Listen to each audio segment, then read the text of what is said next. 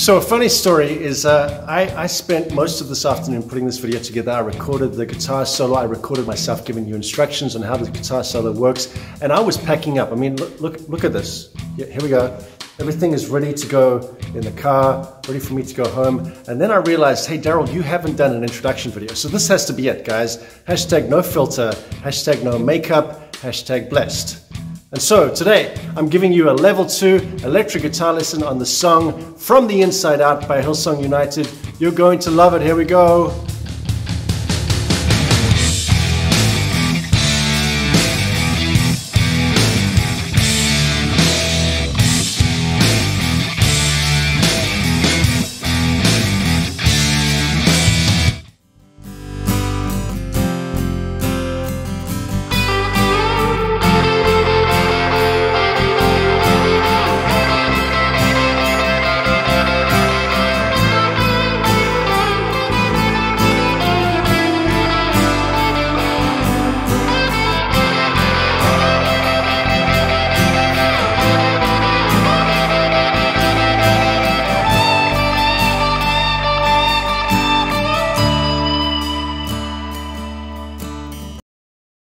Right, I'm going to play through or show you how to do the solo. I'm going to go kind of quick because I've given you the tab so you can just pause the video and see where you need to put your fingers.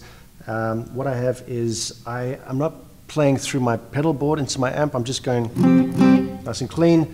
But in the recording that you've just seen, I had 2 stages of overdrive. I had a lot of reverb and a lot of delay. And I believe that there was that much of that because Michael Guy Chislett, who was playing his white Falcon, and funnily enough, I've got my black Falcon with me, quite a coincidence. I reckon when he started the song, of course, he's playing this part. And that's clean, there's some delay and reverb on it. But as he goes, he'll add a first stage of overdrive to dirty up his sound a bit more. And then once he gets to the solo, man, there must be either a second or even a third stage of overdrive added. So that's 3 pedals, 3 stages of overdrive added to this to give it a nice thick sound. But anyway, here I am with just clean, and what we're going to do is slowly go through each part of the solo. Now this first part, I've seen a few people do a cover of this song, and they haven't actually included this. But if you listen very carefully, you hear right in the beginning, before you get that, you hear, don't forget your vibrato, so pull off.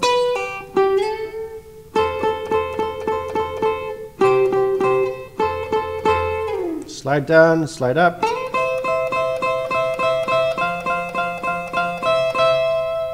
Now what I hear in the recording is that there's a second guitar playing this. Right through this whole. So if you had to include the 2 together, something like this. It's interesting to do with the fingers, and plus it sounds messy because this second guitar the level is a lot lower than the first guitar, so it's kind of an underlying something to fill out the sound. So unless you've got several guitars playing the solo together on platform or on stage at the same time, I would just go with this, with the first part. Then we get to this next part, and this is where, and I want to give you advice, your guitar has certain attributes to it that a keyboard player can't emulate, that a bass guitar can't emulate. You can do pull-offs and hammer-ons, bends, large vibrato, all sorts of things, and that's what you want to use. So rather than just picking notes, you want to use some of these things that you can do on a guitar. So we've got this pull-off, and you use your vibrato to highlight those notes, and then hammer on, and then we've got a double stop. Now, I learned something when I was learning this song. This double stop that you bend, now I normally use those. Sure, I'm used to those ones, but I never thought to include my lower strings in some kind of a. So hey, you learned something, and this is why I'm encouraging you. Don't just learn a solo for the sake. You just quickly put it together, and it sounds kind of familiar. Really dig it, dig into it, and learn every part. Learn the effects, learn the tone. How does he make that sound? Yeah, just experiment, because this will be added to your playing, and it makes you that much better as a guitarist, as a musician. So then we get this. which is great. You've got your capo on the 5th fret, so when you slide up to your 13th fret, hammer off to your 10. You've got like a tapping type, that kind of thing going. Another great attribute of guitars, you can't do that on a keyboard, haha. You've got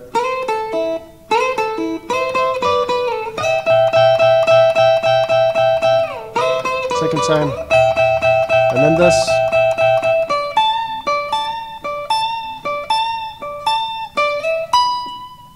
Okay, now what happens with this part is you're wanting to be aggressive, so you're bending the string up slightly. You're not bending it enough for it to reach the next fret. It's not a semitone bend, it's almost a quarter tone bend.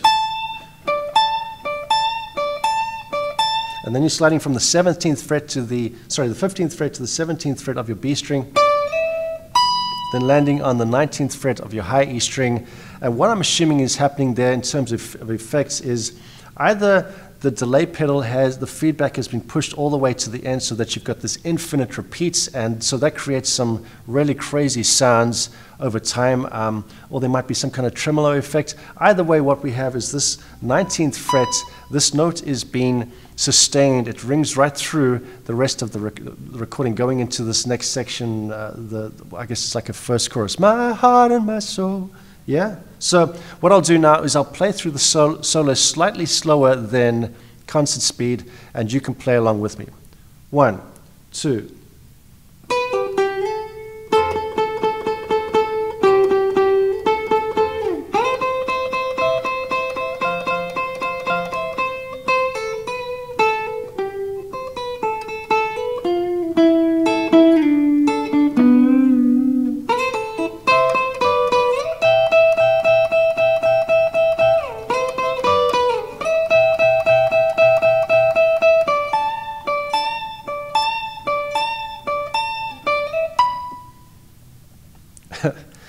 And that happens because I'm having to take my thumb out from the top of the neck and bring it over here, and man, sometimes I get it, sometimes I don't. But we can add post-production, we'll fix it. Cool. Hey, I've just realized I'm running out of time. My wife called me earlier and she's asked if I can bring something home for dinner, and it's about 6:45, and my kids normally go to bed at 7:30, so bad dad, I need to get home and get some food in my kids' mouths. But something I wanted just to leave you with is, hey, something to help you with practicing, with getting better as you practice, is video record yourself playing. Firstly, you've got video to watch, so that will help you with looking at your fingers, looking at your posture. Compare yourself to your favorite guitarists. See how they play, see what their fingers look like. You'll notice if you're too tense, you'll notice if you are holding the guitar neck strange or your shoulders just a bit, you'll notice some things, and then you can make some adjustments. Another great thing is that you'll be able to hear yourself, and you will, see, the thing is, while you're starting out as a guitarist, you can only focus on so much. I know ladies can think about more than 2 things at once, and my wife has proven that wrong so many times. Sorry, babe, I love you. But while we're playing the instrument, we tend to be so focused on where our fingers need to go and hitting the right strings and playing the right chords and that kind of thing. And what we tend to do often is tune out.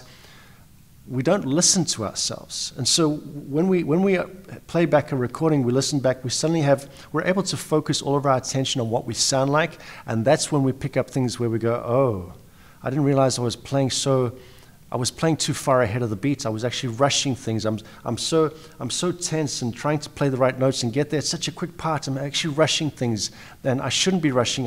Next time when I play it, I'm going to devote a certain part of my mental energy towards making sure that I sound good.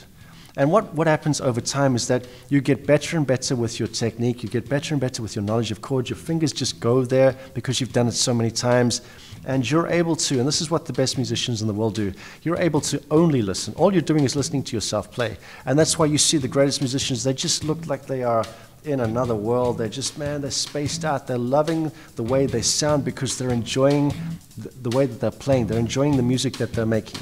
And that's what's great about playing an instrument, is that you get to eventually enjoy the music that you make. So I encourage you, keep practicing. You will get better over time. Use some of these tools that I'm giving you to help you get better. And don't forget, please don't forget to subscribe because you will be notified about any videos that I bring out in future, which will help you to be even more awesome than you already are.